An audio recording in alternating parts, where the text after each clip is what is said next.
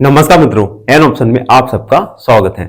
मित्रों, हम सॉल्व कर रहे हैं एक्सरसाइज 2.2 का क्वेश्चन नंबर फर्स्ट और आज के वीडियो में क्वेश्चन फर्स्ट का सेकंड क्वेश्चन सॉल्व करने वाले हैं। सेकंड क्वेश्चन में हमें एक क्वाड्रेटिक पॉलिनोमियल दिया गया है 4x² माइनस 4s प्लस 1। इस क्वाड्रेटिक पॉलिनोमियल के हमें जीरोस फाइंड करना है और जीरो फाइंड करने के बाद कोएफिशिएंट ऑफ जीरोस के बीच में रिलेशन को वेरीफाई करना है। तो सबसे पहले हम जीरोस को फाइंड करेंगे। जीरोस को फाइंड करने के लिए सबसे पहले हम इस इक्वेशन को px के फॉर्म में लिख लेंगे। px equal 4x² minus 4s plus 1। Putting px equal 0, px को हम 0 मान लेंगे तो quadratic equation 4s² minus 4s plus 1 equal 0 हो जाएगा। अब हम इस इक्वेशन में splitting the middle term method का यूज करेंगे। तो हम लिखेंगे using splitting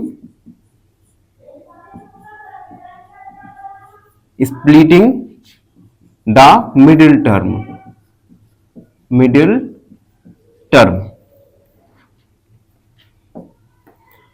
splitting the middle term method में हम गिवन इक्वेशन के मिडिल टर्म को स्प्लिट करके टू पार्ट में हम कन्वर्ट करेंगे। अब देखिए, इसके लिए सबसे पहले s², इसके कोएफिशिएंट क्या है 4, तो 4 का मल्टीप्लाई हम कांस्टेंट के साथ करेंगे तो आएगा 4। अब हम ऐसे दो नंबर्स को फाइंड करेंगे जिनका मल्टीप्लाई करने पर 4 आए और आप देख सकते हैं यहां पे कांस्टेंट पर साइन है प्लस का, यानी उन दोनों नंबर को अगर हम ऐड करें तो आए 4। तो आप ऐसे दो नंबर बताइए जिनका अगर हम मल्टीप्लाई करें तो 4 मिले और उन दोनों नंबर को हम ऐड करें तो हमें 4 प्राप्त हो। तो क्या आप ऐसे दो नंबर्स बता सकते हैं? अगर आपको पता है तो कमेंट में जल्दी से लिख दीजिए। तो ऐसे दो नंबर होंगे 2 2 जा 4 और 2 प्लस 2 इक्वल 4। तो हम लिखेंगे 4s² माइनस ब्रैकेट लगाया 2 plus 2s plus 1 equal 0। 4s² minus 2 का मल्टीप्लाई करेंगे s के साथ तो माइनस का 2s प्लस 1 इक्वल 0। आप देख सकते हैं हमने मिडिल टर्म को स्प्लिट कर दिया टू टर्म में। ठीक है, अब आप कॉमन लेंगे, यहां से कॉमन आएगा 4s, यहां से कॉमन आएगा 2s।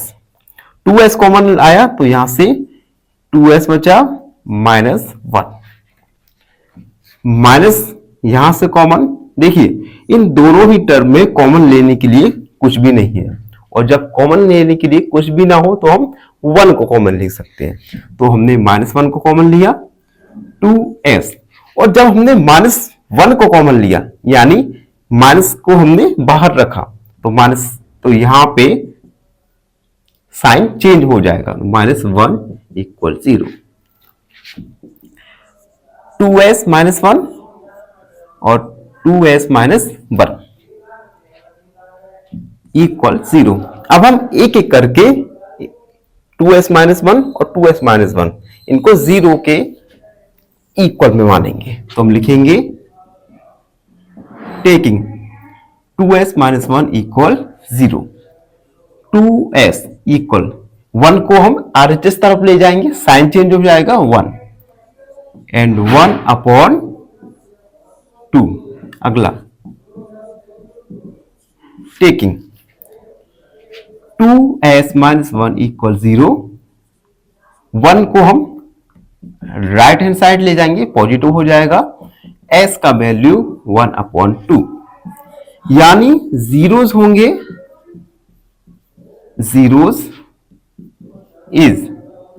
Zeros are s equal 1/2 and 1/2। तो हमने क्वेश्चन का फर्स्ट पार्ट सॉल्व कर लिया जिसमें हमें जीरोस फाइंड करने थे। जीरोस आए 1/2 और 1/2। अब हम क्वेश्चन का सेकेंड पार्ट फाइंड करेंगे जिसमें हमें कोएफिशिएंट और जीरोस इन दोनों के बीच में रिलेशन को वेरीफाई करना होगा।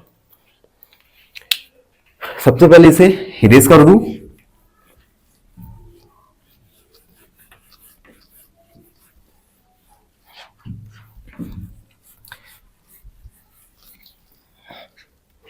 देखिए, नाउ verifying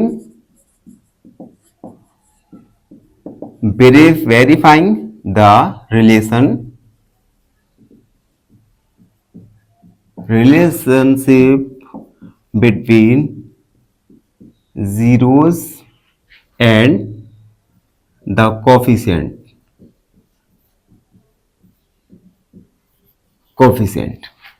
जीरोस और कोएफिशिएंट के बीच में रिलेशनशिप वेरीफाई करना है।